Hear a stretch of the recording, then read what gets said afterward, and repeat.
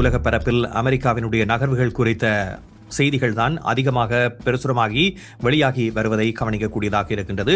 America அடுத்த கட்ட நகர்வாக என்னென்ன நடவடிக்கைகளை மேற்கொள்ளும் என்ற ஒரு கேள்வி இருந்தாலும் ஈரான் இதற்கு என்ன பதிலை வழங்கப் போகின்றது என்ற கேள்வி பலர் மத்தியிலும் இருக்கின்றது. குறிப்பாக ஈரான் சில விடயங்களை அமெரிக்கா கூறுகின்ற கருத்தில் இருந்து மாறுபட்ட கருத்தாக தெரிவிப்பதோடு அமெரிக்கா முற்றிலும் மாறுபட்ட கருத்துக்களை தெரிவிக்கின்றது என்ற கருத்துக்களையும் வெளிப்படையாகவே தெரிவித்து வருவதை பார்க்கக்கூடியதாக இருக்கின்றது. இந்த சூழலில் அமெரிக்கா இப்பொழுது இந்த ஆயுத போராட்டத்தை வழிமறித்து இப்பொழுது அதை ஒரு பொருளாதார அழுத்தமான போராக மாற்றுகின்ற முயற்சியில் ஈடுபடுவதாக தெரிவிக்கப்படுகிறது.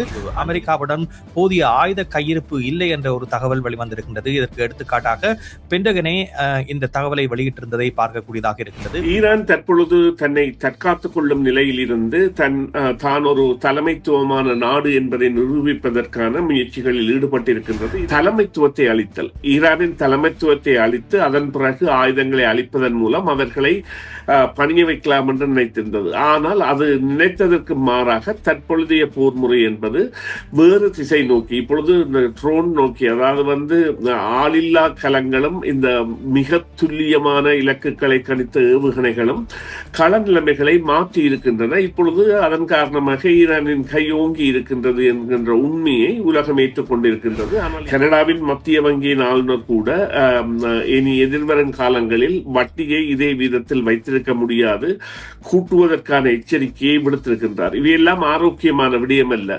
இவையெல்லாம் நிச்சயமாக வலிந்து பெப்டோர் இப்பொழுது நான் நினைக்கின்றேன் ஒரு 24 வாரங்கள் இந்த போர் இடம்பெற்றுக் கொண்டிருக்கின்றது. பெப்டோர் 28ஆம் தேதி ஆரம்பித்து ஒரு வாரத்தில் முடிவதாக குறிப்பிட்ட போர் இப்பொழுது இவ்வாறு செல்கின்ற பொழுது, ஒரு வருடத்தை தொடப்போகின்ற பொழுது அதனுடைய பாதிப்பை பெறுகின்ற தரப்புகளாக மக்கள் மாறப்போகின்றார்கள். அதிலும் கனடாவில் குறிப்பாக இந்த பொருளாதார எழுச்சி நிலை என்பதற்கு நாங்கள் அடைவது என்பது சில வேளைகளில் கனவாகவே போய்விடுமா என்கின்ற நிலையை இது ஏற்படுத்தி இருக்கின்றது என்பதில் கூட மாற்று கருத்தில்லை. என்று சொன்னால் அமெரிக்கர்கள் இது குறித்த பாதிப்பை பெற்றிருக்கின்றார்கள் என்றால் நிச்சயமாக பெற்றிருக்கின்றார்கள். இங்கே ஒரு முக்கியமான விடயம் இருக்கின்றது. இப்பொழுது இந்த பேச்சுவார்த்தையில் இந்த ஈரான் என்பது எதை அடைய விரும்புகின்றது என்றால், தங்களுக்கு ஏற்பட்ட இழப்புகள் அனைத்துக்கும் அமெரிக்கா நஷ்ட ஈடு தர வேண்டும். தங்களுடைய நிதிகள், வெளிநாடுகளில் உள்ள நிதிகள் விடுவிக்கப்பட வேண்டும் என்ற நிலையில் அமெரிக்கா நஷ்ட ஈடு வழங்கப் போகின்ற தொகை என்பது எதுவாக இருக்கும் என்பது அமெரிக்கர்களின் சுமையை கூட்டப் போகின்றது. ஏனென்றால் அமெரிக்கா ஏற்படுத்திய அழிவுகளுக்கு அமெரிக்கா நஷ்ட ஈடு வழங்க வேண்டும் என்கின்ற கோரிக்கையுடன் தான் ஈரான் பயணிக்கிறது.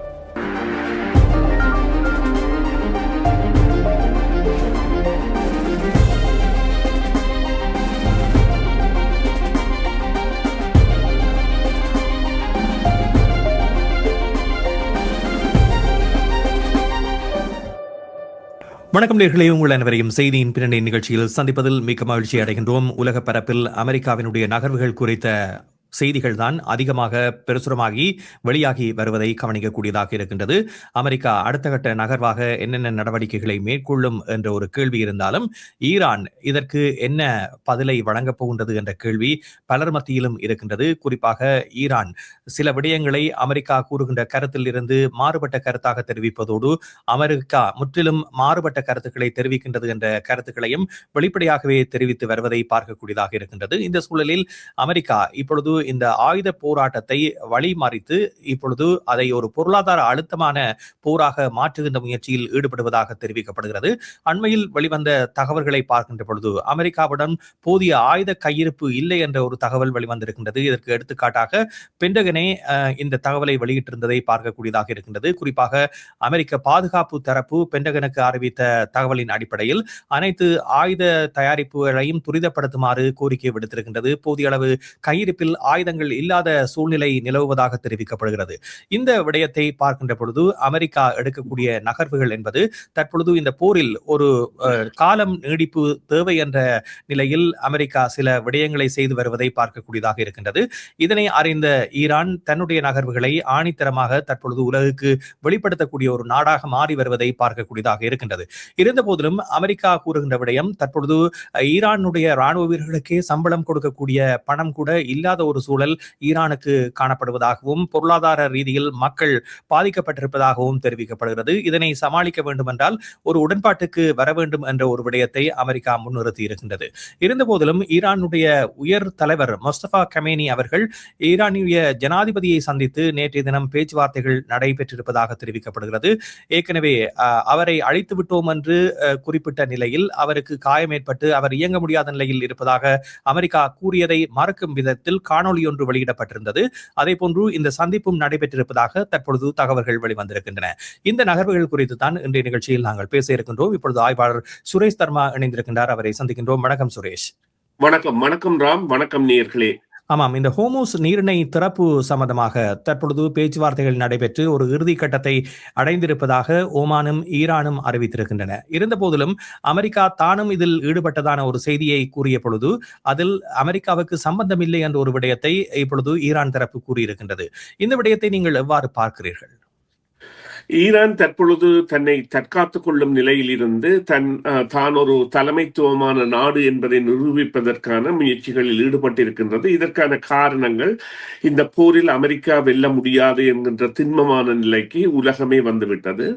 நீங்கள் குறிப்பிட்டது போல அமெரிக்கா கூடாதனை ஏற்றிருக்கின்றது. இங்கே நாங்கள் பார்வைக்கு எட்டாத விடயங்களாக பார்க்கக்கூடியவையாக மத்திய கிழக்கில் உள்ள பல படை முகாம்களில் இருந்தும் பாரிய ஆயுதங்கள் மற்றும் தொழில்நுட்ப இராணுவ வீரர்கள் போன்றவர்கள் எல்லாம் கடந்த வாரமே வெளியேற தொடங்கி இருக்கின்றார்கள் என்றால் இவர்களால் தாக்கு பிடிக்க முடியாத நிலையை அங்கே அவர்கள் பாவிக்கின்ற ஏவுகணைகள் ஏற்கனவே ஏற்படுத்தி இருக்கின்றன. குறிப்பாக இந்த கிபீர் ஷெகான் எனப்படுகின்ற ஒரு ஏவுகணை, அது ஒரு 6 அடி அல்லது 7 அடி நீளமானதாகவும் 1250 கிலோமீட்டர் தூரத்தை அடைவதாகவும் அதன் வேகம் என்பது மணித்தியாலத்துக்கு பல 1000 மைல்களாக இருப்பதாலும் அதன் பயண திசையை கண்காணித்து தங்கள் பாதுகாப்பு வலயத்திற்கு அது வருவதை தடுப்பது என்பது இயலாத காரியமாகி போய்விட்ட நிலையில் இவ்வாறான நிலைமை என்பது ஏற்பட்டிருக்கின்றது. இங்கே இரண்டாவது விடயமாக நாங்கள் பார்க்க வேண்டியது அமெரிக்காவின் இந்த இடைத்தேர்தல் வருவதற்குரிய காலத்தில் இப்பொழுது முதன்முறையாக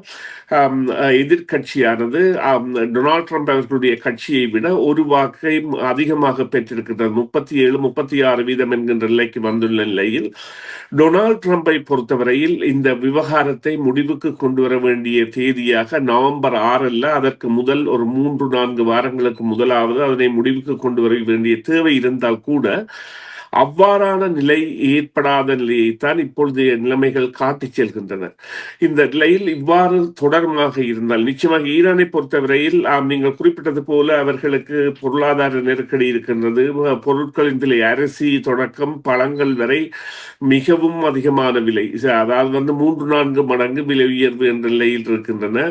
பல பொருளாதார நெருக்கடிகள் இருந்தாலும் அவர்கள் அந்த கொள்ளல் என்ற நிலையில் இருந்து தற்பொழுது மீறி எழுகின்றார்கள். இதற்குரிய காரணங்கள் உதாரணங்களை நாங்கள் பார்ப்போமாக இருந்தால் இந்த 1990ஆம் ஆண்டு இடம்பெற்ற குவைத்தின் ஈராக்கின் குவைத் தொடர்பான நடவடிக்கையின் போது அமெரிக்காவின் வெற்றியானது இந்த ஆகாய வழி தாக்குதல்களை தொடர்ச்சியாக 1 மாதம் மேற்கொண்டு அதன் பின்னர் உண்மையிலேயே களத்தில் 3-4 நாட்களில் அவர்கள் வெற்றி பெற முடிந்தது. அப்பொழுது ஈராக்கின் இராணுவம் என்பது உலகின் 4வது பெரிய இராணுவமாக இருந்தும் இந்த வான் தாக்குதல்களின் துல்லியம் காரணமாக அவர்களுடைய டேங்கி படைகள் ஏனைய படைகள் எல்லாம் துவம்சம் செய்யப்பட்டன, ஆட்லறிகள் போன்றனவெல்லாம்.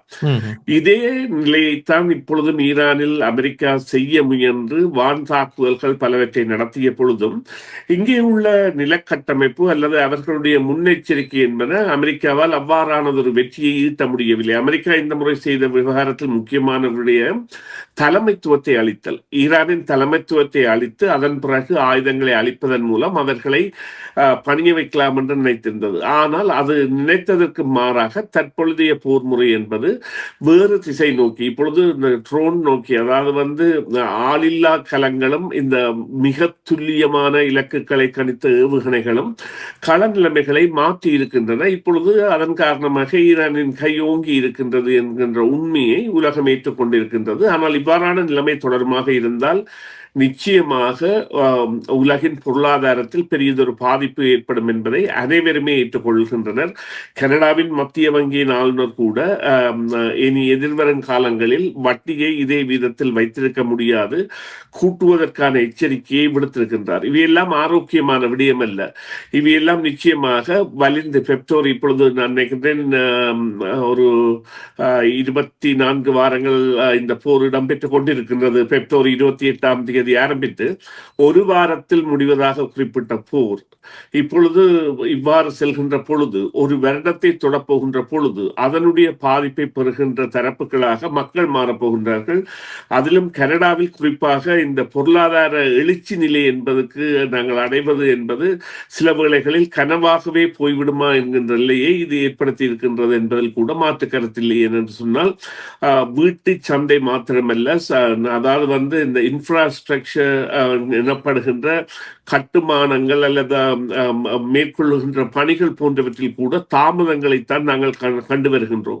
எனவே இது ஒரு நல்ல சமிஞ்சை அல்ல. இந்த போர் முடிவடைய வேண்டும் என்பதில் யாருக்கு ஆசை இருந்தாலும் அமெரிக்கா புதிதாக கற்றுக்கொண்ட பாடத்தின் பிரகாரம் இப்பொழுது ஈரானை ஒரு பெரிய நாடாக்கி விட்டிருக்கின்றது. அல்லது அந்த ஈரான் தனது தலைமைத்துவத்தை அந்த பிரதேசத்தில் நிர்ணயிக்க முயலும் என்று சொன்னால், இப்போது நீங்கள் இவ்வாறு கூட பார்க்கலாம், இந்த போரில் சவுதி அரேபியா போன்ற இதர நாடுகள் கூட அமெரிக்காவுடன் இணைந்திருந்தாலும் அமெரிக்கா இவ்வாறு தனது படைக்களங்களை இவ்வாறு நகர்த்துவது என்பது ஒரு பாரிய இடைவெளியை கொண்டு வரப்போகிறது. இங்கே ஒரு பலத்த உண்மை இருக்கின்றது என்னவென்று சொன்னால், இந்த போர் சில வேளைகளில் உலக போராக கூட மாறக்கூடிய சந்தர்ப்பத்தை அல்லது ஈரானை ஒட்டுமொத்தமாக அழிக்கக்கூடிய அளவிற்கான நிலைமையை கொண்டு வருமாக இருந்தாலும் ஒட்டுமொத்த அழிவு என்பது சாத்தியமல்ல. ஆனால் இந்த அமெரிக்காவின் நாசகாரி கப்பல்களை, அதாவது ஏர்கிராஃப்ட் கேரியர்ஸ் எனப்படுகின்ற ஒரு தொகுதி கப்பலின் அதாவது தலைமை கப்பலை ஒரு ஏவுகணை தாக்கமாக இருந்தால், குறிப்பிட்டு கூறுகின்ற ஒரு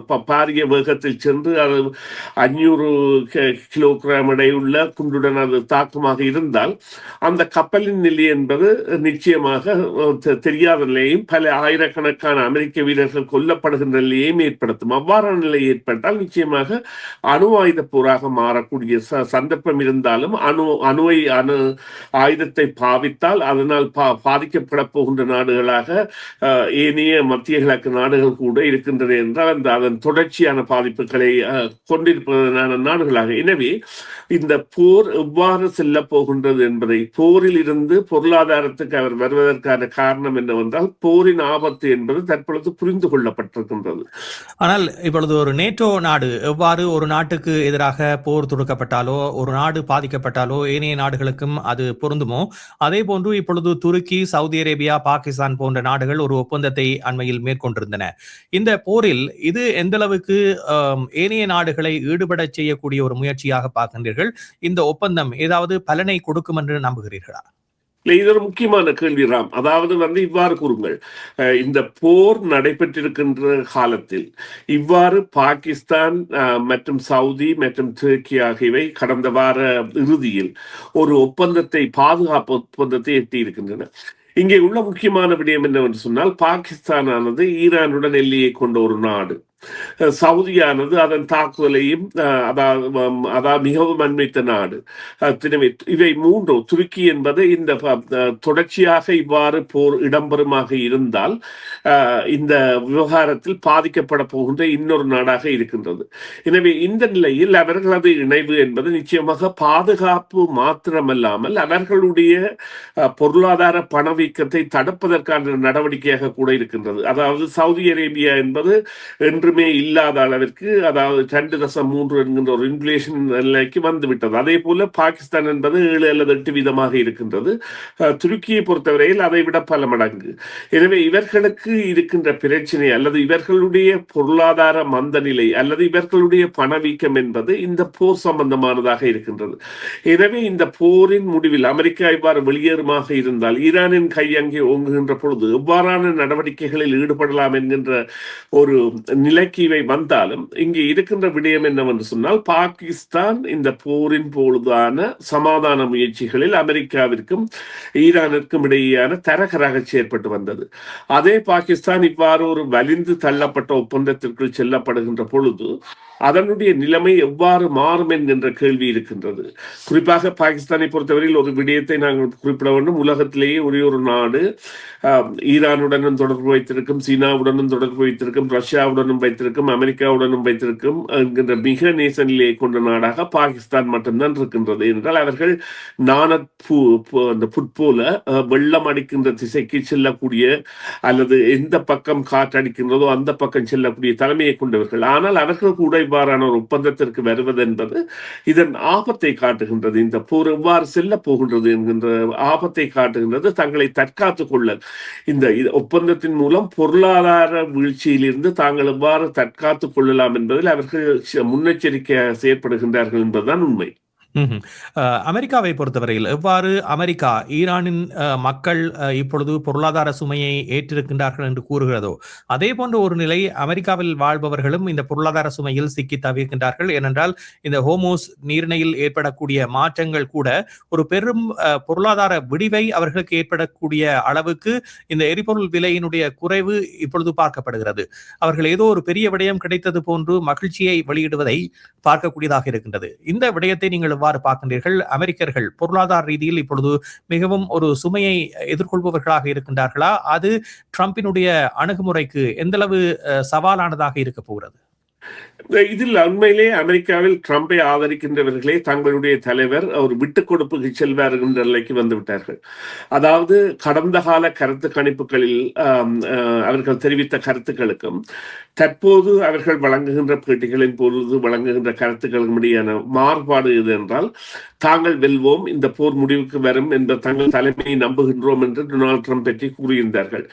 ஆனால் இந்த வார இறுதியில் அந்த ராய்ட்டர் கருத்து கணிப்பு வெளிவந்ததன் பிறகான அவர்களுடைய செவிகளில் டொனால்ட் ட்ரம்ப் அவர்கள் ஒரு விட்டுக் கொடுப்புக்கு செல்வார் என்கின்ற கருத்துக்கு செல்கின்றார்கள். இந்த கருத்துக்கு அவர்கள் செல்வதற்குரிய காரணங்கள் முக்கியமாக அவர்களால் இந்த பொருளாதார பிரச்சனையை சமாளிக்க முடியாத நிலைக்கு வந்திருக்கின்ற நிலைதான். உண்மையிலேயே இந்த எரிபொருளின் விலை இவர்கள் என்ன சொன்னாலும் சாதாரணமாக விற்ற விலையை விட 30% கூடுதலாகத்தான் இப்பொழுது கூட இருக்கின்றது.